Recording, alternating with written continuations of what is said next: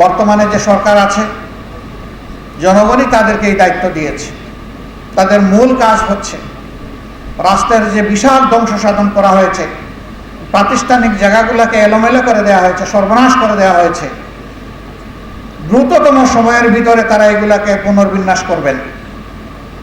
নির্বাচনের জন্য একটা অনুকূল পরিবেশ তৈরি করবেন। যখনই অনুকূল পরিবেশ তৈরি হয়ে যাবে, তখন একটি অর্থবহ, গ্রহণযোগ্য, সুষ্ঠু নির্বাচন জাতিকে উপহার দিয়ে তারা আবার তাদের স্ব কর্তব্যের জায়গায় চলে যাবে। আমরা সেই দিনের অপেক্ষায় আছি। আমরা তাদেরকে সঙ্গত সময় দেওয়ার পক্ষে। এই কাজগুলা করার জন্য যেটুকু মিনিমাম সময় প্রয়োজন, সেই সময় আমরা তাদেরকে দেওয়ার পক্ষে।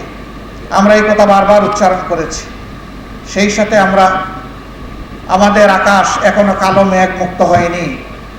এখনো বাংলাদেশের আকাশে শকুনের ঘোরাঘুরি চলছে। এই ব্যাপারে আমরা যেন আত্মতৃপ্তিতে না ভুগি যে আমরা বোধহয় পরিপূর্ণ সফলতা বা বিজয় পেয়ে গিয়েছি।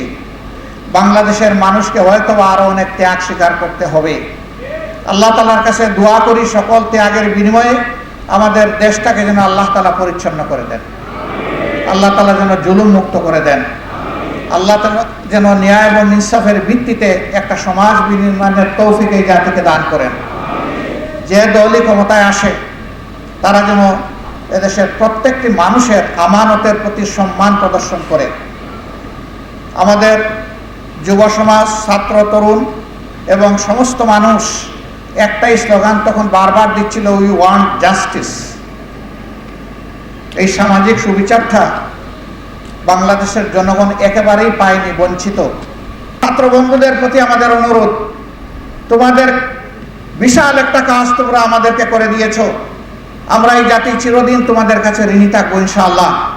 বিশেষ করে যারা জুলুমের শিকার হয়ে, বুলেট বিদ্ধ হয়ে, হায়নার হাতে নিহত হয়েছে, তাদের সকলের জন্য আল্লাহর দরবারে দোয়া করি, আল্লাহ তাদেরকে ক্ষমা করুন, আল্লাহ তাদের শাহাদাত কবুল করুন। যারা বেঁচে আছে, আল্লাহ তাআলা তাদেরকে সুস্থতার নিয়ামত দান করুন। তোমাদের প্রতি আমাদের অনুরোধ, তোমাদের নিজেদেরকে গড়তে হবে, শিক্ষা প্রতিষ্ঠানে ফিরে যেতে হবে এবং আগামী দিনের কারিগর হিসাবে নিজেকে প্রস্তুত করতে হবে। এবার তোমরা জাতির জন্য যে ত্যাগ স্বীকার করেছো, এইটাই যেন জীবনের শেষ ত্যাগ স্বীকার না হয়, বরঞ্চ এইটা যেন শুরু হয় এবং জীবনের শেষ মুহূর্ত পর্যন্ত তোমরা যেন জাতিকে কিছু দিয়ে যেতে পারো। আমরা এইরকম একটি উজ্জ্বল, সম্ভাবনাময়, অত্যন্ত দক্ষ, চরিত্রবান, আল্লাহভীরু একটি যুব সমাজ আগামী দিনে কামনা করি।